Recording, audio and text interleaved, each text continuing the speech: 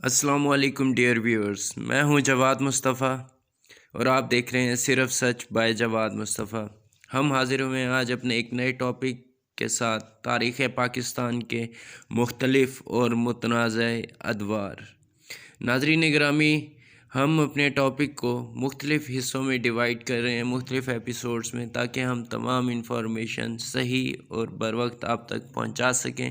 تو کائنڈلی ہمارے چینل کو سبسکرائب کریں اور بیل کے دیے ہوئے بٹن کو پریس کریں تاکہ ہماری آنے والی تمام ویڈیوز اور اس ایپیسوڈز پہ تمام انفارمیشنز آپ تک بر وقت پہنچ سکیں۔ اور اگر آپ کو ہماری ویڈیو پسند آئے تو کائنڈلی ہماری ویڈیو کو لائک کریں اور کمنٹ میں ہمیں اپنی آراء سے متعلق ضرور انفارم کریں اور اپنے دوستوں کے ساتھ شیئر کریں۔ ناظرین گرامی، ہم بڑھتے ہیں اپنے پہلے ایپیسوڈ کی طرف۔ ایپیسوڈ نمبر 1، ہڑپا سے گندھارا، 8000 قبل مسیح سے لے کر 500 عیسوی تک۔ تو ناظرین گرامی، تمام تہذیبیں، تمام دنیا کی قدیم تہذیبیں دریاؤں کے کنارے ہی پروان چڑھتی رہی ہیں، کیونکہ زراعت کے لیے دریاؤں سے دور پانی لانے کی مہارت اور سکت اس وقت کے انسانوں کے پاس نہ تھی، اور نہ ہی وہ اس وقت زمین کی گہرائیوں سے پانی باہر لانے کی سکت رکھتے تھے، جس کی وجہ سے ناظرین عراق کی بابل اور نینوا کی تہذیب دریائے دجلہ اور دریائے فرات کی وادی میں پروان چڑھی۔ ناظرین گرامی، مصر کی فرعونی تہذیب دریائے نیل کی وادی اور چین کی شینگ تہذیب دریائے زرد کی وادیوں میں نشو و نما پائی۔ اس طرح ہڑپا کی تہذیب، جسے وادی سندھ یا موہن جوداڑو کی تہذیب بھی کہا جاتا ہے، اس نے دریائے سندھ کی وادی میں جنم لیا۔ ناظرین گرامی، صرف وافر پانی سے مسئلہ حل کبھی نہیں ہوتا، کیونکہ کسی بھی تہذیب کے تمام لوگ صرف ایک ہی شعبہ اور وہ کاشتکاری سے منسلک نہ رہ سکتے ہیں۔ معاشرے میں اور بھی بہت سے کام اور بھی بہت سے شعبے ہوتے ہیں، مثلا پروہت، جنگجو، کاریگر اور حکومتی اہلکار وغیرہ۔ لہٰذا تہذیب اس وقت پروان چڑھا کرتی تھی جب معاشرہ ایسی مہارت حاصل کر لیتا تھا جس سے کم انسان زیادہ کاشت کر سکتے تھے اور معاشرے کے باقی شعبوں سے تعلق رکھنے والے لوگوں کو بھی پال سکتے تھے۔ ناظرین گرامی، کسی بھی تہذیب کا عظمت کی بلندیوں کو چھونے کے لیے ضروری ہے کہ وہ دوسری تہذیبوں سے رابطے میں رہے۔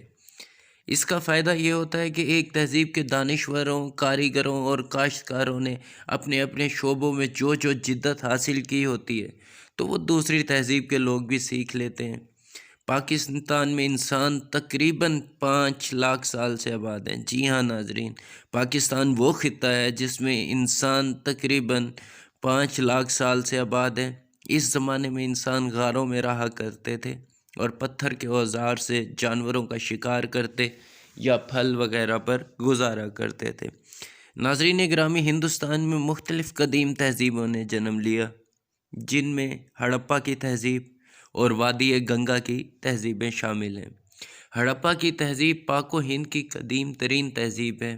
ہڑپا کی تہذیب، جو کہ دریائے سندھ کی وادی میں پروان چڑھی، یہ پاکستان کے تمام تر علاقوں پر محیط تھی، جبکہ گنگا کی تہذیب موجودہ ہندوستان میں ایک مختصر سے علاقے میں پروان چڑھی۔ یہ بات البتہ قابل ذکر ہے ناظرین کہ وادی گنگا کی تہذیب کا زمانہ ہڑپا کی تہذیب سے ہزاروں سال بعد کا ہے۔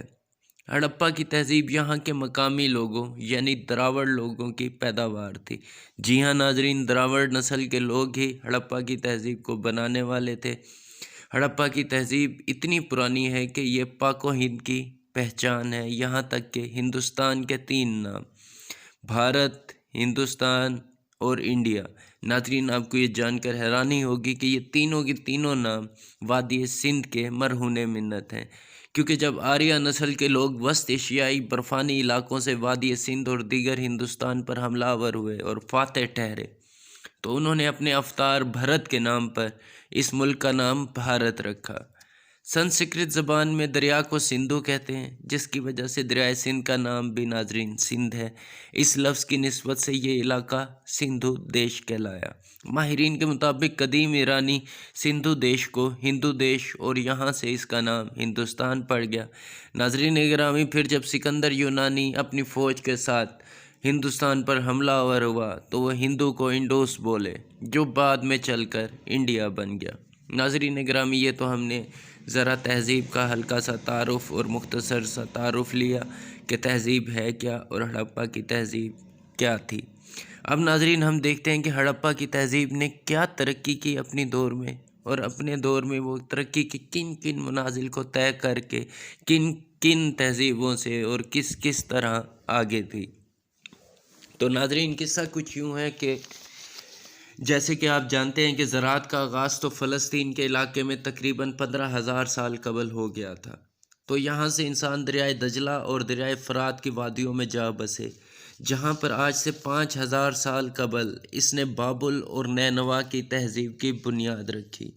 کچھ ہی صدیوں میں ناظرین یہ تہذیبی ترقی مصر تک جا پہنچی، جہاں فرعون نے مصری تہذیب کی بنیاد رکھی۔ ان عربی اور افریقی تہذیبوں کے آغاز سے کچھ 5,000 سال قبل وادی سندھ بلوچستان کے علاقہ مہر گڑھ سے ہڑپا کی تہذیب کا آغاز کر چکے تھے۔ ماہرین کا خیال ہے کہ جس وقت مصر میں تہذیب جنم لے رہی تھی اور فرعون اپنا پہلا اہرام بنوا رہے تھے، ان دنوں ہڑپا صدیوں کی ترقی پر محیط تھا اور اپنی ترقی کی راہ کی طرف گامزن تھا۔ گویا کہ آج سے 5,000 سال قبل ناظرین اہرام مصر تعمیر کیے گئے اور ہڑپا کی تہذیب اس سے بھی 5,000 سال قبل پہلے اپنی تہذیب کی ترقی کی داغ بیل ڈال چکی تھی۔ آج سے 10,000 سال قبل بھی ناظرین گرامی اس تہذیب کے لوگ اپنے گھروں میں رہا کرتے تھے اور بڑے بڑے شہر آباد تھے۔ شہر کی تمام شاہراہیں ایک ہی ناپ کی تھیں اور بالکل سیدھی ہوا کرتی تھیں۔ وادی سندھ کی تہذیب ناظرین 5 لاکھ مربع میل کے وسیع علاقے اور 70 شہروں پر مشتمل تھی۔ ناظرین آپ کو یہ جان کر حیرانی ہوگی کہ یہ پاکستان کے چاروں صوبوں کے علاوہ عمان، افغانستان، گجرات اور کاٹھیا واڑ تک محیط تھی۔ اس کے سب سے مشہور شہر ہڑپا اور موہنجو داڑو تھے، جو کہ 3 میل تک پھیلے ہوئے تھے ناظرین، اور 40,000 نفوس کے ساتھ اپنے وقت کے سب سے بڑے شہر تھے۔ ان شہروں میں ہر بڑی سڑک کے کنارے پر پولیس کی چیک پوسٹ قائم تھیں، جن کا مقصد شہریوں کی جان و مال کی حفاظت کو یقینی بنانا تھا۔ ماہرین کے ایک اندازے کے مطابق ناظرین کہا جاتا ہے کہ پہیوں والی گاڑی بھی وادی سندھ کی تہذیب نے ایجاد کی، کیونکہ دنیا کا سب سے پرانا بیل گاڑی کھلونا بھی وادی سندھ کی تہذیب سے ملا۔ ناظرین گرامی مزید برآں وادی سندھ میں مٹی اور تانبے کے علاوہ کئی دھاتوں سے برتن، زیورات، اوزار اور ہتھیار تیار کیے جاتے تھے۔ ناظرین گرامی یہ فخر ہماری تہذیب کو ہی حاصل ہے کہ اسی تہذیب نے کپاس سے دھاگا اور اس سے کپڑا بنانے کا ہنر ایجاد کیا، اور پھر یہ کپڑا رنگ کر عراق تک برآمد کیا جاتا تھا۔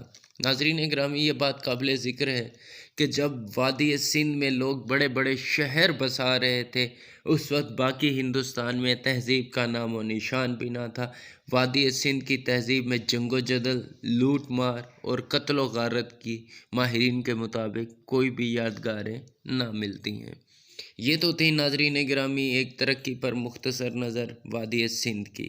اب ہم دیکھتے ہیں وادی سندھ کی حدود کس طرح سمندر پار بھی پھیلی ہوئی تھیں اور کون کون سے علاقے وادی سندھ میں شامل تھے۔ تو ناظرین گرامی سب سے پہلے ہم نظر ڈالتے ہیں عمان پر۔ ناظرین گرامی ہڑپا کی تہذیب سلطنت عمان تک پھیلی ہوئی تھی۔ آپ تو اس چیز سے بخوبی واقف ہیں کہ پاکستان اور عمان کے درمیان بحیرہ عرب حائل ہے۔ یہ وہ واحد علاقہ ہے ناظرین جو پاکستان کے ساتھ جڑا ہوا نہیں، پھر بھی وادی سندھ کی تہذیب کا حصہ رہا ہے۔ اس کی وجہ یہ ہے کہ تانبے کی مصنوعات کی عراق میں بہت مانگ تھی، اور وادی سندھ کے لوگ تانبے کی مصنوعات بنانے میں مشہور تھے، اور عمان میں تانبے کے بے شمار ذخائر تھے۔ ناظرین گرامی سمندر پار کا علاقہ عمان، جو کہ بلوچستان کے گوادر کے ساحل سے کوئی 300 میل کے فاصلے پر واقع ہے، اس تہذیب کا حصہ بن گیا۔ ناظرین سلطنت عمان سے ہمارا رشتہ ہڑپا کی تہذیب کے زمانے سے لے کر 1958 عیسوی تک رہا، جب تک گوادر عمان کا حصہ تھا۔ یہ علاقہ ہڑپا کی تہذیب کے تباہ ہونے کے بعد سائرس اور سکندر یونانی کے جرنیلوں کے زیر تسلط بھی رہا۔ سائرس کے زمانے میں اس علاقے کے لوگوں کو زیادہ مچھلی کھانے کی وجہ سے ماہی خوراں بھی کہا جاتا تھا۔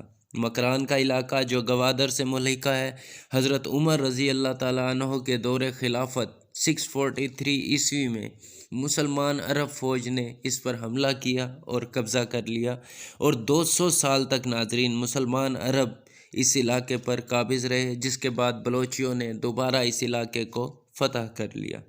ناظرین گرامی، 1783 عیسوی میں گوادر پر خان کلات کی حکومت تھی۔ 1958 عیسوی میں حکومت پاکستان نے مکران گوادر کا علاقہ حکومت عمان سے 5.5 ارب روپے میں خریدا، جو کہ بعد میں 1977 میں بلوچستان کا حصہ بنا۔ ناظرین گرامی، یہ تو تھا کہ وادی سندھ عمان تک کیسے پھیلی ہوئی تھی، یا عمان کس طرح وادی سندھ کا حصہ تھا۔ اب ناظرین گرامی، کسی بھی تہذیب کے مہذب ہونے میں ایک مذہب کا بہت بڑا کردار ہے، تو ہم یہ جاننے کی کوشش کریں گے کہ ہڑپا کی تہذیب، وادی سندھ کی تہذیب، موہنجو داڑو کی تہذیب، اسے کچھ بھی کہہ لیں، ان لوگوں کا مذہب کیا تھا اور ان کے عقائد کیا تھے۔ تو ناظرین گرامی، ماہرین کے مطابق ہڑپا کی تہذیب کے بارے میں اور ان کے مذاہب اور عقائد کے بارے میں اب تک پوری معلومات نہیں مل سکیں۔ اس کی ایک وجہ یہ بھی بیان کی جاتی ہے کہ موہنجو داڑو میں جو ایک عبادت گاہ تھی، اس کے اوپر بعد کے زمانوں میں ایک بدھ اسٹوپا تعمیر کر دیا گیا۔ اس اسٹوپے کو ہٹا کر کھدائی کا فیصلہ تاحال نہ کیا گیا ہے۔ دوسری طرف ہڑپا کے قدیم شہر میں جو بڑی عبادت گاہ تھی، وہاں آج کے شہریوں نے قبرستان بنا رکھا ہے۔ تاریخ دانوں کے اندازے کے مطابق حضرت ابراہیم علیہ السلام سے تقریباً 1000 سال قبل ہڑپا کی تہذیب میں عمر اوسطاً 30 سال تھی، اور یہ اپنے مردوں کو بڑے اہتمام کے ساتھ قبر میں دفنایا کرتے تھے۔ مردے کا چہرہ آسمان کی طرف اور سر شمال کی جانب رکھا جاتا تھا، اور اس کے علاوہ مردے کے ساتھ قبر میں ضرورت کی مختلف اشیاء بھی دفنائی جاتی تھیں، جس سے بعد از مرگ حیات کے تصور کا بھی یقین ہوتا ہے۔ ناظرین گرامی، وادی سندھ میں بادشاہت نہیں تھی۔